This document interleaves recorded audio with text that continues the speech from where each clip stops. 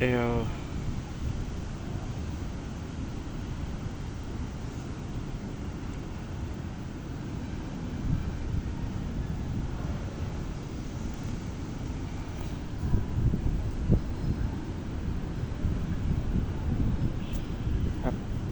gusto ko lang magsalita patungkol sa nangyari sa Amerika at pati sa Pilipinas, no?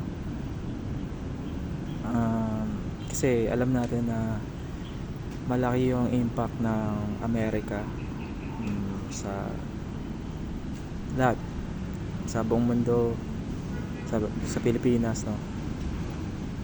Especially ako, nagtatrabaho ako sa BPO company, and I am serving American customers. And personally din, yung mga pina-follow kong mga tao, Americans. Alam natin yan na parang isa sa mga focal point ng mundo yung Amerika.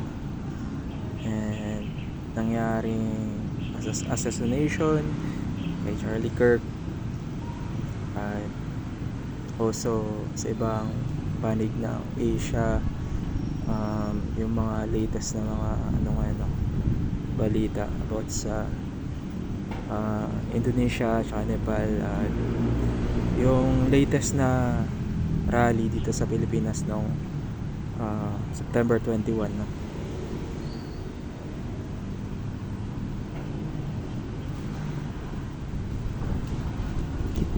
Una sa Amerika patungkol sa kay Charlie Kirk.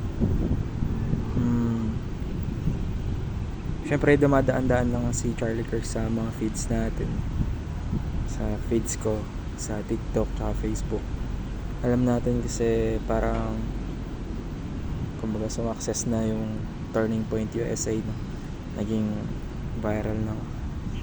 At hindi ko talaga sobrang napagtuunan, no? Pero every time na dumadaan sa feeds ko yung video ni Charlie Kirk, I agree with his ideas, no? At yun nga, ngayon na-assassinate siya, naging martyr siya kasi madami siyang na-impluwensyahan. Malaki din yung impact niya sa Amerika kasi tinulungan niya yung sila Donald Trump, yung conservative na politicians na ma-re-elect, ma-elect, no? Pati sa pag-build ng cabinet, no? Mga officials, kasi yung about sa election, kasi malaki yung hatak ni Charlie Kirk sa mga youth, sa mga kabataan, no? So yun na, and I pray na ito na talaga yung turning point ng Amerika para yun nga, maging yung pinaka-root ng country is yung righteousness, no?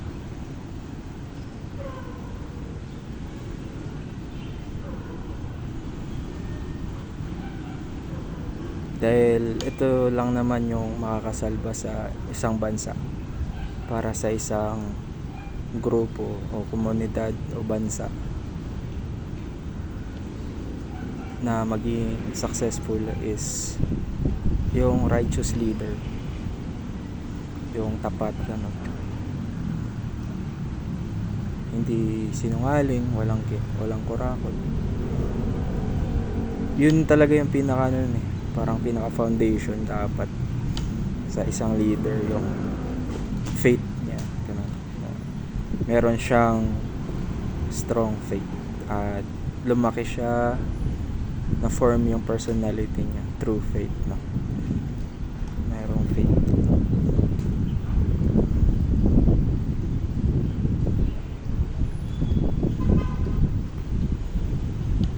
And then dito sa Pilipinas, no, kung talagang totoong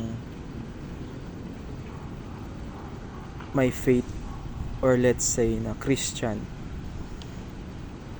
yung isang tao o leader, talagang takot ka na magsinungaling sa mga mamamayan, takot ka magnakaw, takot ka mangorap, maging korap, no? So yun, it only means na kung hindi ka ganong klaseng leader, ginagamit ka na ng demonyo o nagpapagamit ka sa kabila, nagpapagamit ka sa mga tukso ng demonyo, which is eventually nakakasira sa Pilipinas, nakakasira sa mga tao na pinagsisilbihan mo, no? Bilang isang adult na nagbabayad din ng tax dahil nagtatrabaho nga, sayang yung binabayarang tax, no?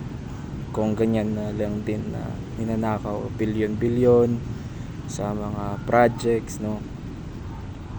Yung mga politicians na nagiging involved din, kakaroon ng mga kickback kapag may mga project turnover sa mga contractors, no? Sa mga companies, construction companies, no?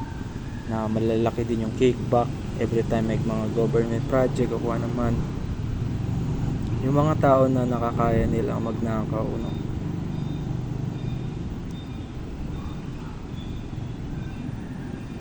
Mga demonyo, diba? Evil, they are evil. Mga walang talaga, walang konsensya.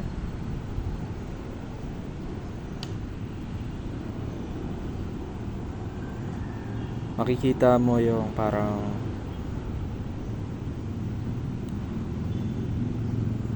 ugly truth, no? Kung yung mga mayayaman na parang bilyon yung mga ninanakaw, parang mahirap sila tugisin, mahirap sila huliin, mahirap sila makulong. Pero halimbawa yung isang mahirap na naakto ang nagnakaw ng barya o mga 100 o kung mga maliliit na bagay, pinubugbog, no? Pinagkakaisaan, ganun. O madali lang mapakulong, no?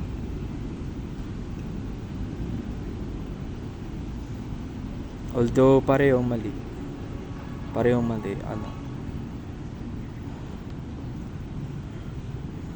meron lang talagang certain privileges kapag nasa seat of power ka.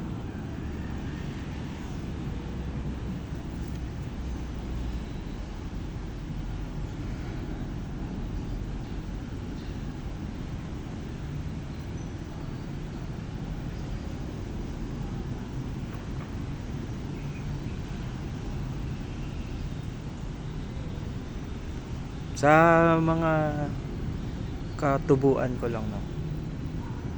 Ilang taon na ba ako? 28 years old ako. Sa mga Gen Z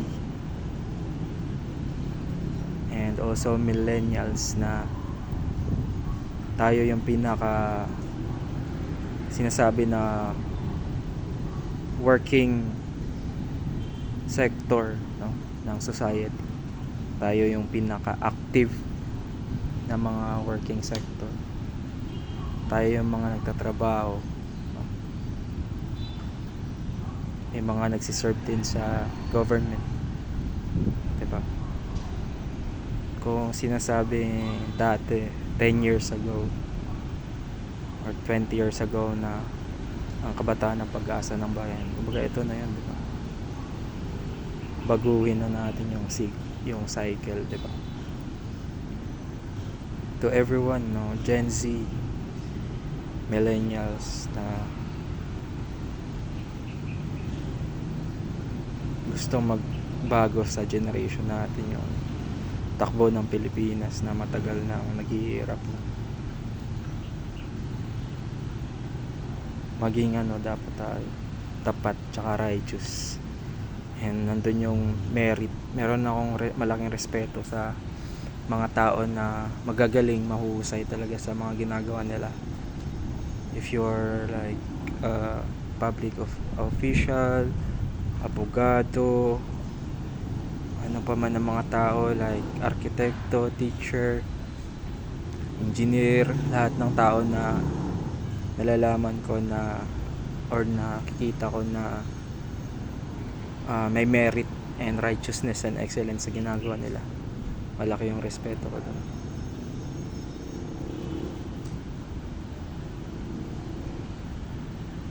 Kung bakit naghihirap lang talaga yung bansa natin dahil sa demonyo mga ginagamit ng demonyo ng mga tao na nakakaya. Hindi sila nakokonsensya sa mga ginagawa nilang mga pagsisinungaling tsaka pagnanakaw sa bansa.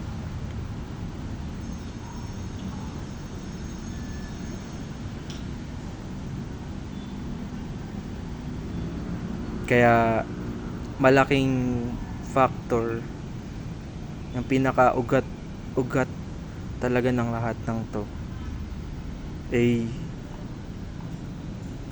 nasa spiritual na tayo, kumbaga realm na, kumbaga yun nga, it's good versus evil na talaga. We're trying to fight for someone who is good, ganun. We try to protect those leaders or people who are good. We try to put them on power. We try to put those people who are leaders na righteous, may strong faith, may takot sa Diyos, no? Hindi dapat natin nilalagay yung mga tao na nilalagay yung tao sa seat of power na ginagamit ng demonyo, diba? So magsisimula pa rin sa atin, no, sa ating lahat. Kailangan hindi natin i-create yung bansa na may pinapa-impluwensyahan sa mga tukso ng demonyo. Kung sa atin din na mga mamamayan na natututo, nagagawa natin yung mga mali, pagsisinungaling, pagnanakaw, no, hindi rin tayo iba sa kanila. Kahit mga simpleng mamamayan lang tayo, kailangan natin na i-practice kahit mahirap. I-practice yung righteousness, kung ano yung nasa Biblia, no? Ano yung commandments. And kung hindi ka Christian, kung ikaw ay Islam or Muslim, kung ikaw ay Muslim, diba? Follow kung ano man yung mga good teaching sa inyo. I do not try to judge yung religion. Kumbaga, kayong lahat, you have the complete liberty or freedom to choose your religion. But I must say na ako personally, someone who is believing in one God, no? Iba-iba man yung pangalan na tinatawag ng iba't ibang religion, pero isang Diyos lang naman yan, Almighty, the most powerful. And for some religion na hindi nag-agree, but I will also say na I am a Christian and a follower of Christ. So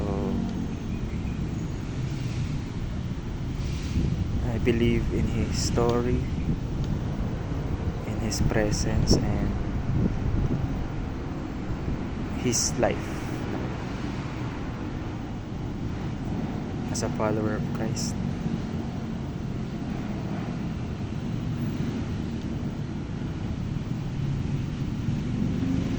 kung hindi tayo mag-express ng mga thoughts natin, para lang din tayo ignorant. Especially napaka unstable ng mga nangyayari.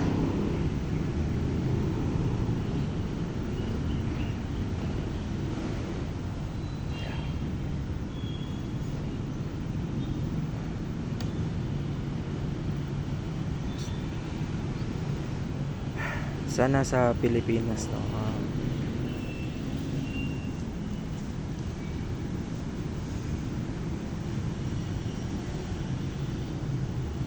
sana meron ding parang turning point sa Pilipinas. Kahit hindi yung mismong company company ni Charlie Kirk yung tinutukoy ka. I mean, merong pagbabago talaga yung mangyayari. Either through a new leader, yun.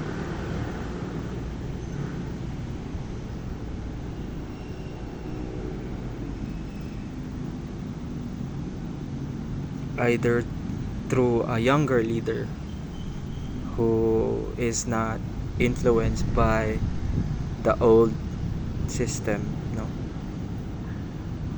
Like Vico Soto, no? And I also found out about Kiko, yung taga Dasma. I just found out about him 2 days ago or maybe yesterday. And people call him insane nung kinalaban niya si Romualdez, but he is 27 years old. Obviously, mas matanda ako na 1 taon sa kanya. He is a congressman and I believe in his ideas. He is actually a Gen Z na politician and a leader who can potentially bring change or positive change sa government. Because he support Vico Soto at alam natin na Vico Soto is a young leader and a righteous leader as well. I hope it starts with them. And hopefully yung anak ni Marcos na si Sandro, hopefully he also think innovatively. I hope he is also someone na hindi talaga gumagawa ng kung ano man na nakakasama sa bansa. I hope they are righteous leaders, no? That can actually bring progress and success and peace and unity and harmony sa Pilipinas.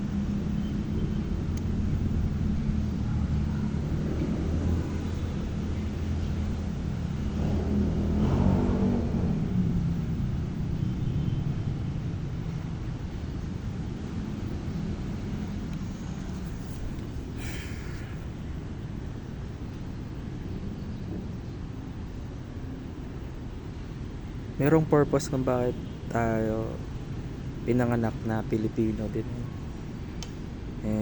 Iniisip ko yan lagi.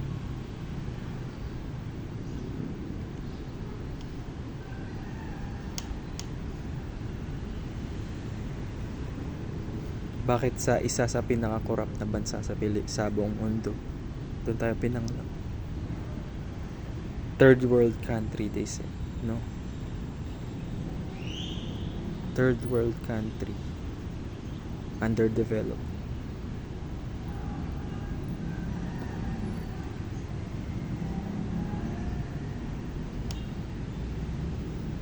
Yung categorization ng ganyan, mga first world, second world, third world country ng west, ng western civilization or countries, kasi hindi naman kailangan na lahat ng lupa dito sa Pilipinas i-develop mo, lagyan mo ng building. city dapat ganun para malaman mo or ma-achieve yung progressive country, yung progress ng country. We don't have to build so many buildings, no?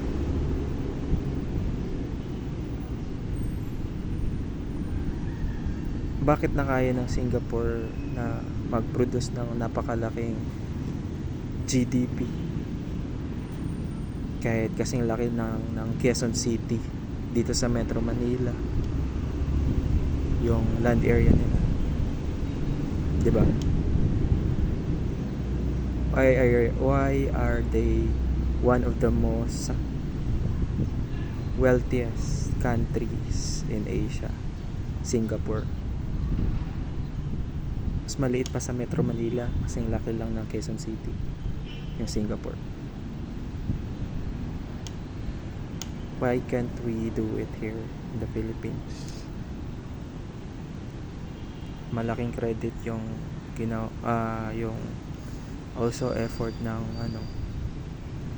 former leader or prime minister ng Singapore, which is a very strict leader, yung tunay na servant leader talaga. I forgot his name, pero yeah,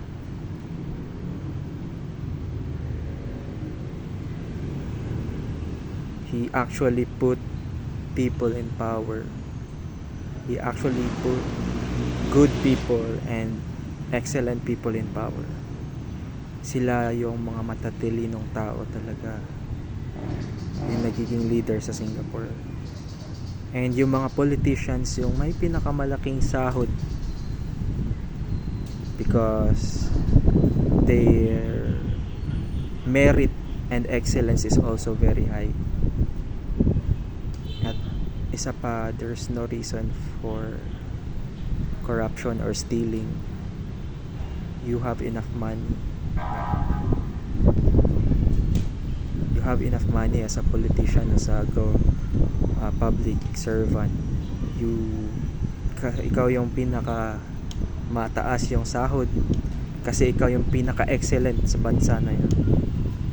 Parang ganun dapat yung mangyayari dito sa Pilipinas. Who are the best people?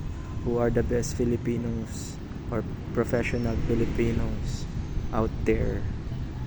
Hopefully young and very excellent, very meritable, no? And honorable na mga group of people dito sa Pilipinas. Sila dapat yung magiging next leader, and let them have the best salary, let them have yung highest na mga sweldo kasi sobrang excellent nila eh. And they won't be a reason na magnakaw sila if they have enough na sahod, diba? And hopefully they are the righteous ones. They do not lie, they do not hide anything. They are not corrupt. They are just righteous and excellent. Because they know about leaving a mark. If they want to be immortalized, no, sa kanilang legacy, sa kanilang magandang ginawa sa Pilipinas, they will become part of history. Don't you want to become part of the history na sa generation natin manggagaling o magsisimula yung mga groups of people or leaders na totoong tapat at totoong binabago yung Pilipinas, no? Smart people, mga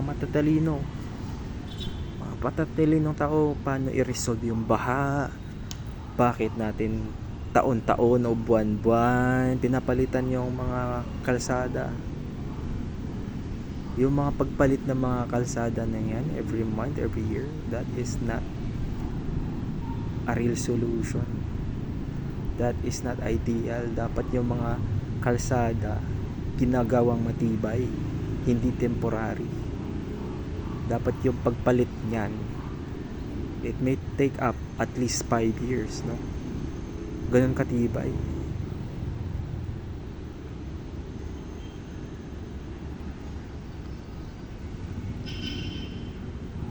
Smart solutions, no? Mga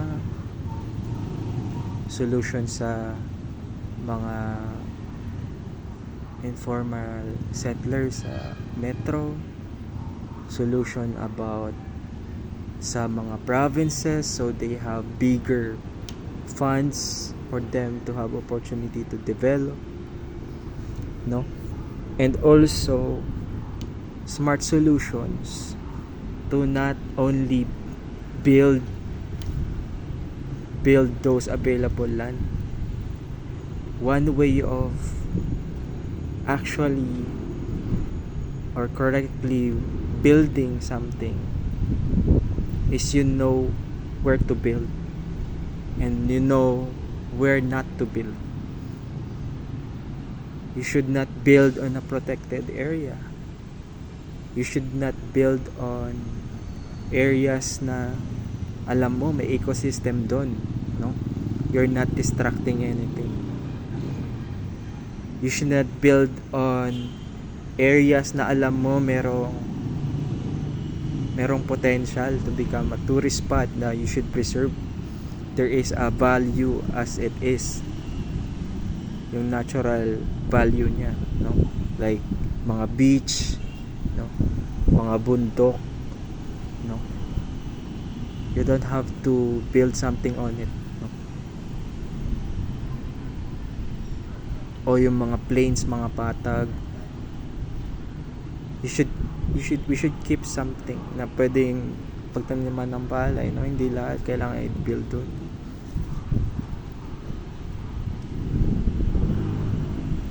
Dapat kung ano lang yung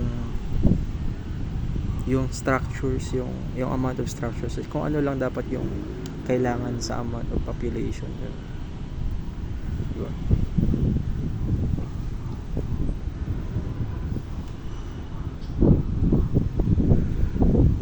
So hindi talaga to about ano lang kung ano yung partido mo. It's about good and bad, no?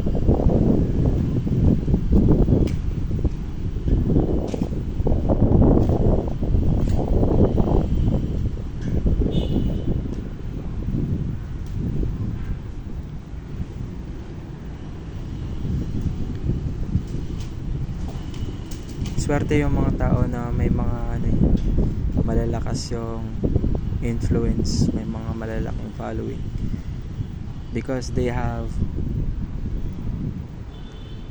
one of the biggest microphones. They can reach a lot of people, a lot of eyes, ears, no? Swerte nila. And thank you if napapanood mo to, napapakinggan mo to. Gusto ko lang din mag-vent out about what's happening in our country, and also gusto ko rin banggitin about sa mga protesta na nangyari. I applaud those people and also respect those people na naging peaceful yung rally, and also I'm on shock. Isang malaking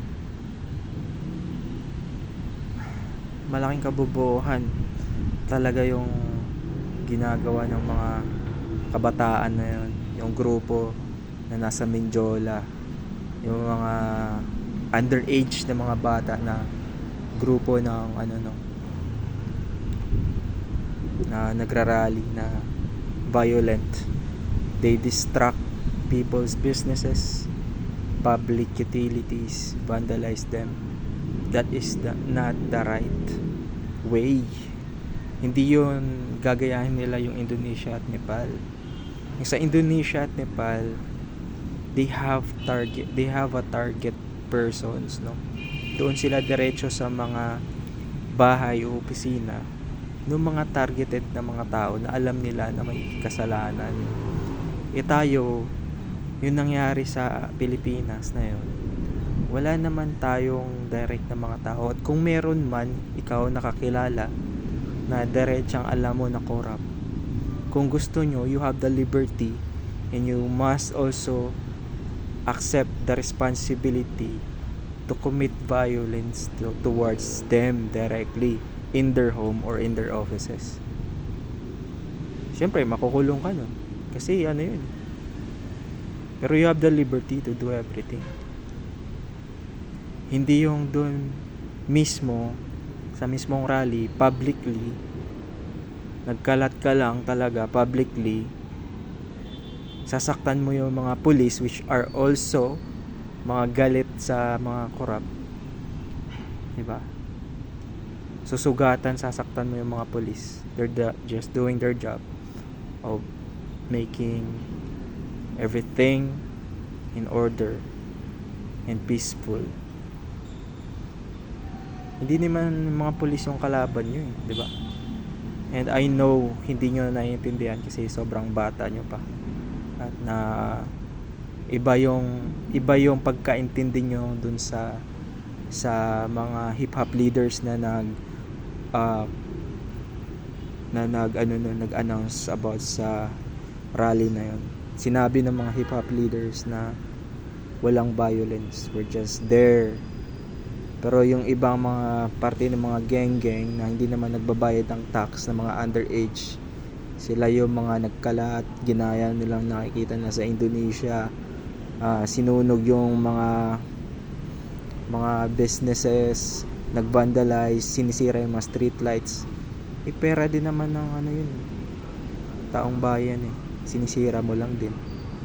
Yung igagastos ni Mayor Isko Moreno dun, pera din ng bayan, gumastos pa ulit para sa pag-repair ng mga ginagawa ninyong kabobohan, diba? You just have to express through words, protest through words, hindi violence. Even if nga yung nangyari kay Charlie Kirk na pagpatay, sinabi ng asawa niya, he forgive him kasi hindi niya alam ang ginagawa niya. They are not going to incite any violence. We just have to continue the ideas and the truth that Charlie Kirk is fighting for. Ganun din dito sa Pilipinas, patuloy lang tayo sa pag-express na lang talaga. We do not have to become violent. Just have to express our ideas, our truth. But if you are someone who wants to shut down or kill someone who is saying the truth, you are a coward. No, you are weak. You are evil.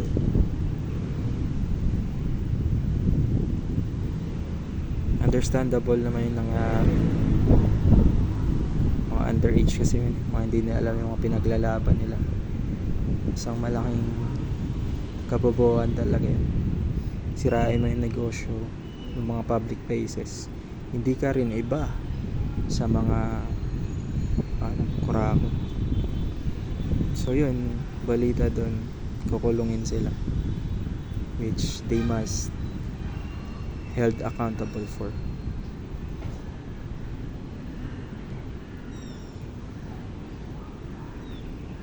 So I'm speaking to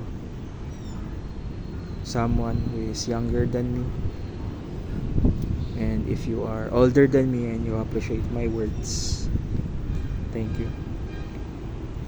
At sa mga kabataan na you are now adults, no? So mga kaedad ko, younger than me,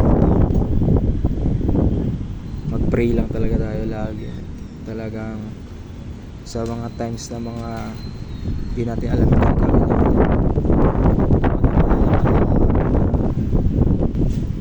may mga personal na kautang ako, financial problem, personal problems na sa tingin natin parang hindi natin kaya. May it also helps kung meron tayong kausap Lord, no? Jesus, and God the Father, and with the Holy Spirit and the angels and everything. Doon tayo sumandal, doon tayo humingi ng lakas, ng tapang at lahat-lahat. Kasi masarap maging matapang kapag tama yung pinaglalaban mo. Pag alam mo na you are doing His will.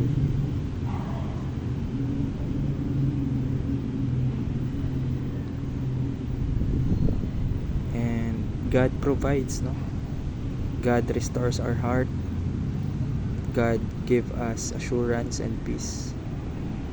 Binibigyan tayo ng opportunity, ng trabaho, ng love life, no? Ng bagong saya, no? He restores our pain. He will also restore and kung ano man yung mga kahirapan na dinanas natin dahil sa mga poor decision making natin.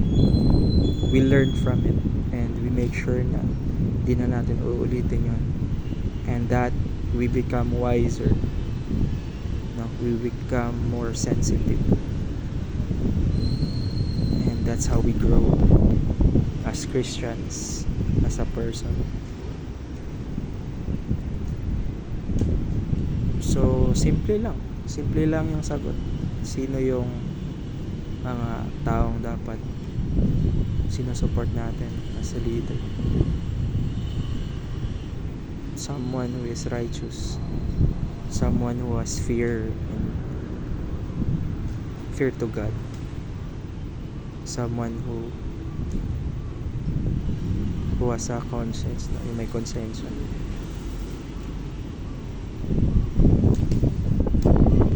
Sana ganun yung mangyari. Wala tayong magagawa kundi magdasal lang talaga araw-araw para sa mga sarili natin, para sa pamilya natin, para sa community, barangay, munisipyo, probinsya at bansa na buong mundo na natin. We just have to pray talaga. Dasal lang ang dasal. At yung mga yung mindset natin, we must make sure na strong, emotions natin stable, make sure na yung mga sinasalita natin sa ibang tao ay only good, also yung mga ginagawa natin ay good din. Kung meron man tayong pagkakamali at nakakagawa tayo ng kasalanan, repent agad, humingi agad ng tawad, no? Hindi natin kailangang i-tolerate yung sarili natin na gawin yung mali, kasi nagiging bad din tayo, nagagamit tayo ng kabila, nagagamit tayo ng demonyo.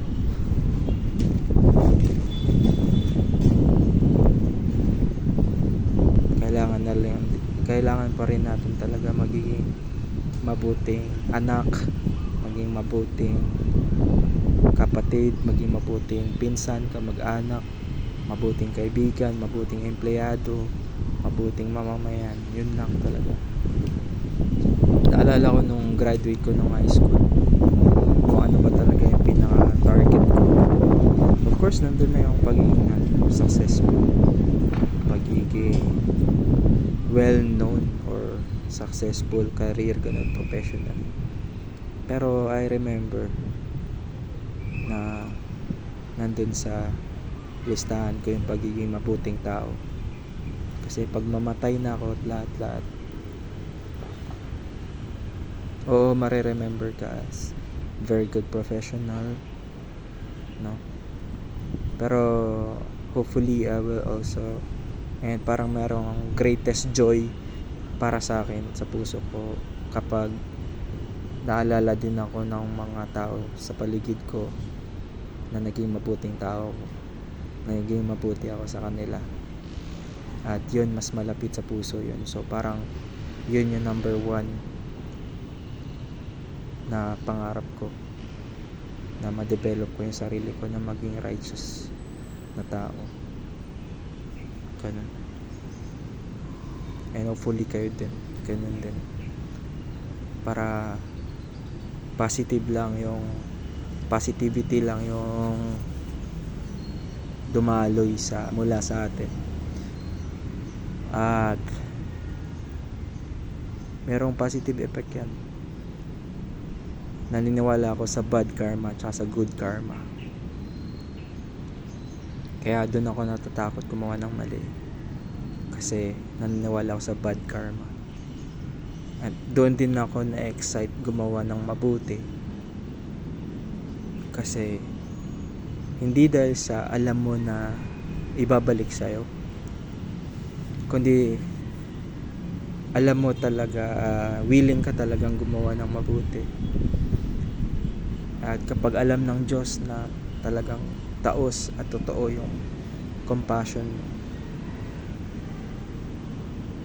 surprise, one day bibigyan ka ng blessing, either a good job, a good time and place for you to feel that happiness.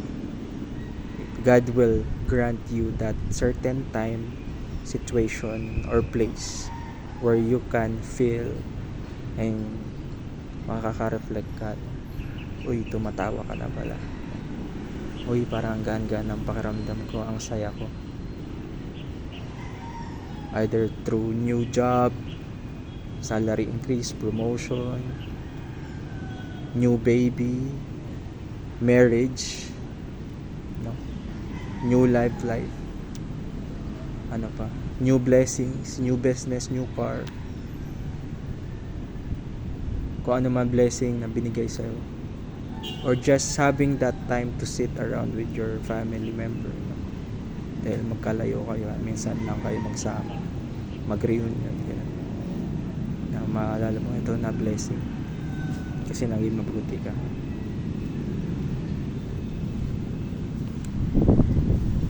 So yeah, yun lang talaga.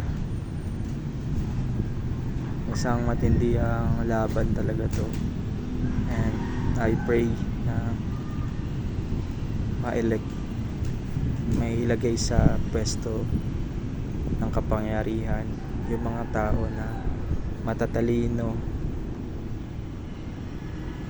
maganda yung puso, may malinis na kalooban, tapat, merong silang righteousness. Doon nagmumula yung dignidad at yung pride nila sa pagiging mabuti nila. They are honest servant. Napaka-lethal nun. Just imagine if you are a president of a country who is righteous, who is compassionate, and who is very excellent, very smart, also very wise, dahil meron kang wisdom din, no? Meron kang certain principles na you have, that deep wisdom. Napaka-lethal nun, combination yun. Meron pang courage, no? Bravery, walang kang tao. Hopefully may dumating na ganong leader, no?